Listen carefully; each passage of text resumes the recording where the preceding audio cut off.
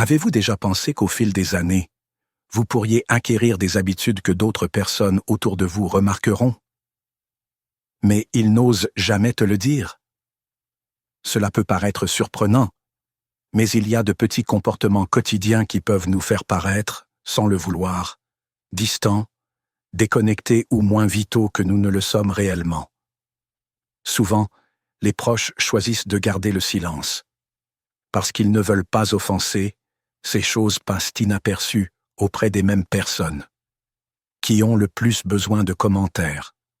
La bonne nouvelle est qu'une fois que vous aurez identifié ces pièges subtils, vous pouvez faire de petits ajustements qui améliorent considérablement la façon dont vous vous présentez, vous aidant à vous sentir plus confiant, sociable et attirant pour tous ceux qui l'entourent. Ci-dessous, vous découvrirez 6 tendances courantes que les personnes âgées se développent parfois, mais reçoivent rarement un retour direct. Chacun d'entre eux a une influence surprenante dans la façon dont les autres vous perçoivent et dont vous vous voyez. Il ne s'agit pas de grands changements de vie, ni de transformations coûteuses. Il s'agit plutôt de petits ajustements conscients à votre routine quotidienne, qui peut revitaliser votre présence sociale et renforcer votre estime de soi à n'importe quelle étape de la vie. En comprenant ces signes, beaucoup d'entre eux passent inaperçus et transformeront complètement la façon dont vous naviguez dans ce chapitre de votre vie. Et, tout aussi important, vous verrez comment les gens vous voient de l'extérieur. Alors creusons plus profondément et explorons le premier aspect. Comment nous prenons soin de notre apparence extérieure? Un problème récurrent est la négligence de l'image personnelle.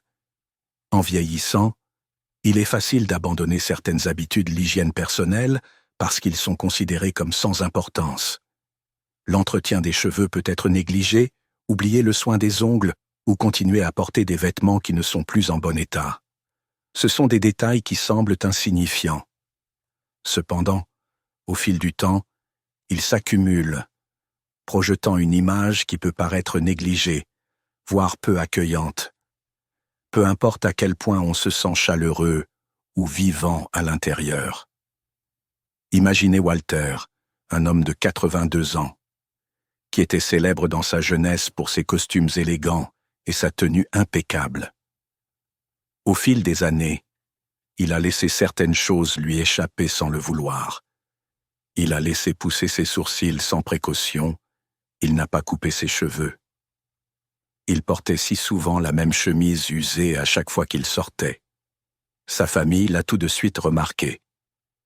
Les voisins ont également observé le changement. Mais personne n'osait lui en parler, peut-être par respect, ou par peur de blesser leurs sentiments. Walter lui-même ne s'en est rendu compte qu'un après-midi, lorsqu'il a vu son reflet dans le miroir. Et il réalisa à quel point il était différent de la personne qu'il connaissait autrefois. Déterminé à retrouver son sens de soi, il a fait quelques changements rapides. Il est allé chez le coiffeur pour une coupe de cheveux appropriée, a réparé sa barbe et l'a remplacé quelques vêtements très usés pour d'autres qui lui iraient bien. Soudain, la confiance en soi de Walter Hill s'est levée d'un bond et les gens autour de lui ont réagi plus chaleureusement. Les conversations sont devenues plus amicales. Il ressentit un sentiment renouvelé de présence. Des études psychologiques soutiennent ce phénomène, démontrant que des soins personnels constants favorisent l'optimisme, la sécurité et la volonté de se connecter avec les autres. Lorsque nous avons l'air négligé, avec des cheveux en bataille, des ongles trop longs ou des vêtements usés, nous pouvons paraître plus vieux ou plus isolés que nous ne le sommes en réalité. Et cette incongruité peut aliéner les gens avant qu'ils aient la chance de connaître la vraie personne en dessous. Alors, comment pouvons-nous changer? Cela sans en faire tout un plat? Commencez petit à petit. Vous pouvez peut-être prendre rendez-vous avec un coiffeur ou un styliste. Gardez vos ongles propres, soignés et coupés, afin qu'ils ne soient jamais une préoccupation après coup. Assurez-vous que vos vêtements sont lavés, bien ajustés, et reflètent votre style personnel plutôt que purement fonctionnel. Si vous vous souciez rarement des soins de la peau, il n'est pas nécessaire d'investir dans des produits coûteux. Une crème hydratante de base et un baume à lèvres peuvent faire des merveilles contre la sécheresse ou la desquamation, donnant à votre visage une apparence plus radieuse, plus frais presque instantanément. Si vous avez une barbe ou une moustache, gardez-la bien entretenue.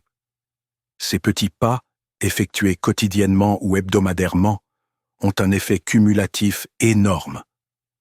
Vous remarquerez probablement une augmentation digne de confiance, et en même temps vous verrez que les autres réagissent plus positivement. C'est incroyable comment en quelques minutes, se consacrer à ces soins personnels peut façonner non seulement votre apparence, mais aussi la façon dont vous vous sentez dans chaque interaction sociale. Un autre changement subtil que les personnes âgées connaissent souvent concerne leur style de communication.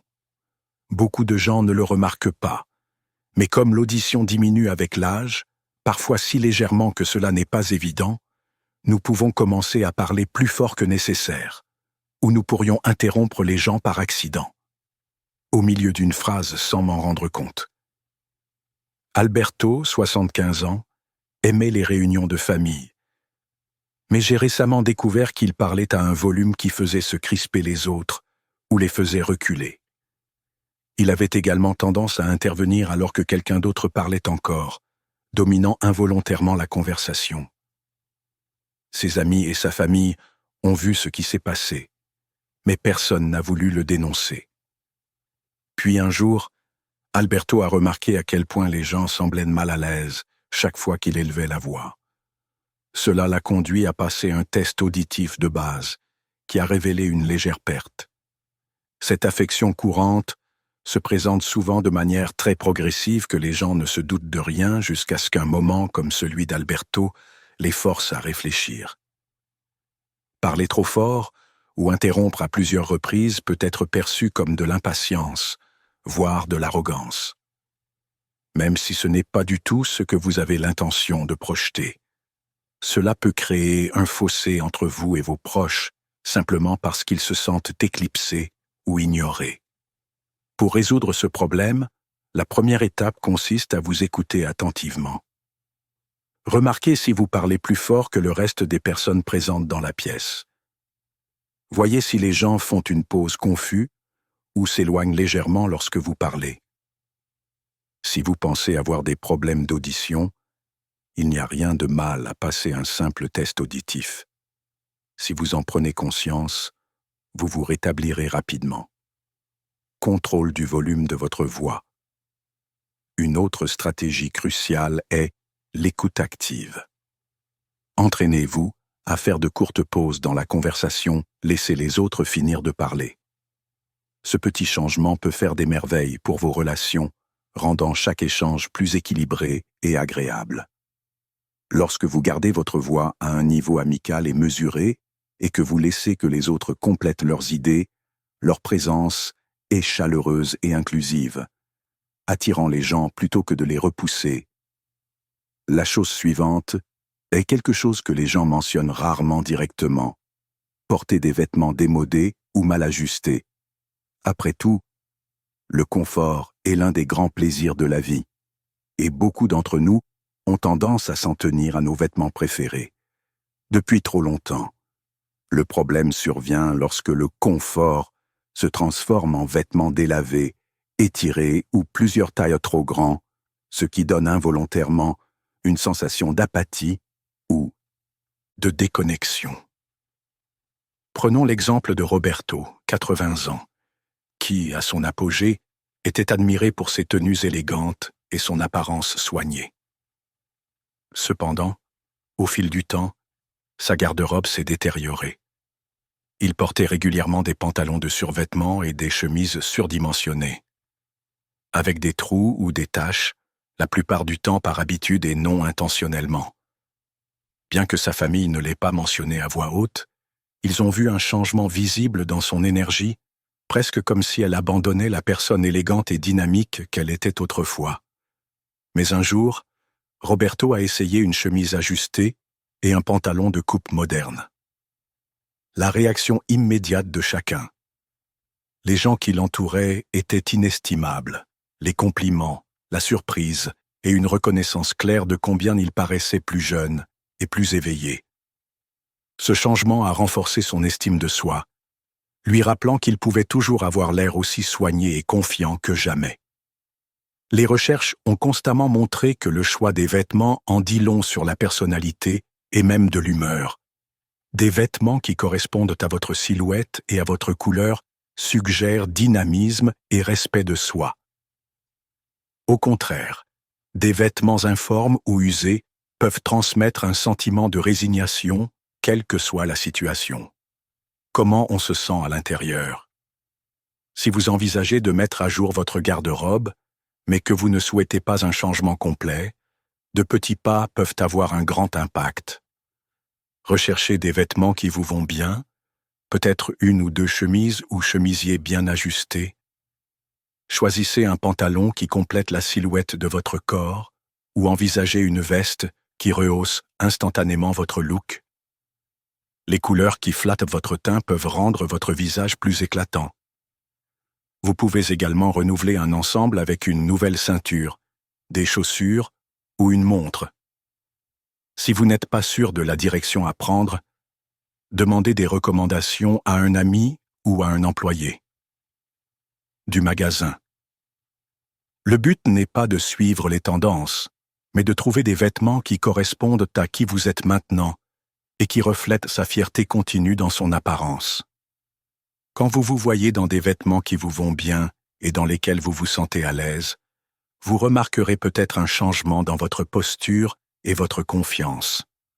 D'autres ressentiront cette vibration et réagiront avec positivité, qu'ils méritent.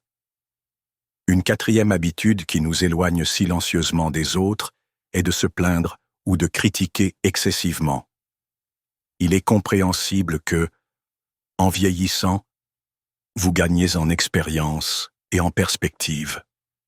Vous remarquerez peut-être comment certains comportements, les technologies ou les changements sociaux diffèrent de ceux avec lesquels vous avez grandi. C'est une chose de commenter ces différences. Une autre méthode consiste à s'attarder sur eux au point que la négativité éclipse les discours positifs. Lorsque des plaintes constantes concernant le monde d'aujourd'hui éclipsent les aspects agréables du temps passé avec ses proches, l'atmosphère peut devenir inconfortable. Rogelio, 75 ans, en était un parfait exemple. Il était l'âme de la fête, toujours prompt à faire une blague ou à dire un mot réconfortant. Mais petit à petit, il a commencé à souligner tous les défauts qu'il remarquait. Le rythme rapide de la vie moderne, les gens collés à leur téléphone, les intelligents et les jeunes générations qui sont censées ne pas avoir de patience. Au début, ses commentaires. Ils semblaient inoffensifs, mais au fil du temps, ils se sont transformés en un modèle de négativité qui pesait sur chaque rencontre. Enfin, un ami courageux a demandé si tout allait bien, remarquant que le ton autrefois joyeux de Rogelio était devenu amer en permanence. Cette question lui a fait réaliser qu'il avait pris l'habitude de critiquer sans relâche. Il a décidé de changer d'approche, continuer à partager ses observations, mais aussi faire un effort pour trouver de l'humour, de la gratitude ou de la curiosité dans de nouvelles situations. La négativité peut être contagieuse. Cela peut drainer l'énergie d'une pièce plus que les gens ne l'admettent ouvertement. Cela ne signifie pas que vous avez plutôt que d'ignorer les problèmes ou de prétendre que la vie est parfaite. Équilibrez plutôt vos observations, plaintes avec des moments, des éloges ou des remerciements. Aide les gens à se sentir plus à l'aise avec vous, si vous percevez que vos paroles ou votre ton. Cela peut obscurcir l'ambiance. Faites une pause et demandez-vous, y a-t-il quelque chose de positif dans tout cela? Y a-t-il quelque chose d'intéressant? Y a-t-il quelque chose d'encourageant ou de drôle à propos de ce sujet que je peux évoquer? Vous n'êtes pas obligé d'ignorer ce qui vous dérange. Il suffit de le combiner avec quelque chose de constructif. Ce faisant, vous remarquerez que vos amis et votre famille se sentent plus à l'aise avec votre présence et profitez véritablement de conversations plus longues et plus significatives. Un autre signe qui peut transmettre l'âge avancé ou la fragilité influence involontairement la posture et le langage corporel en général. Il est fréquent que la posture change au fil des années. Les épaules peuvent rouler vers l'avant, les pas peuvent traîner plutôt que d'être intentionnels, et le contact visuel peut être rare. Cependant, ces changements peuvent indiquer une fragilité ou un manque de confiance envers les autres, même quand on se sent fort et alerte à l'intérieur. Elena, 83 ans, était perplexe lorsque ses proches ont commencé à la hanter, lui offrant une aide inutile pour des tâches qu'elle pourrait faire elle-même. Il a remarqué que ses amis lui parlaient un peu plus lentement, comme si elle était fragile ou désorientée. Ce n'est que lorsqu'elle a vu une photo récente d'elle debout, les épaules affaissées, les bras croisés défensivement sur son ventre et le menton incliné vers le bas, lorsqu'elle réalisa que son langage corporel a transmis un message involontaire. Elena a pris la décision consciente de redresser son dos et de marcher d'un pas plus déterminé. Il a commencé à maintenir un contact visuel confortable, ce qui a permis à ses gestes de devenir plus ouverts. Dans quelques semaines, elle a observé une transformation surprenante.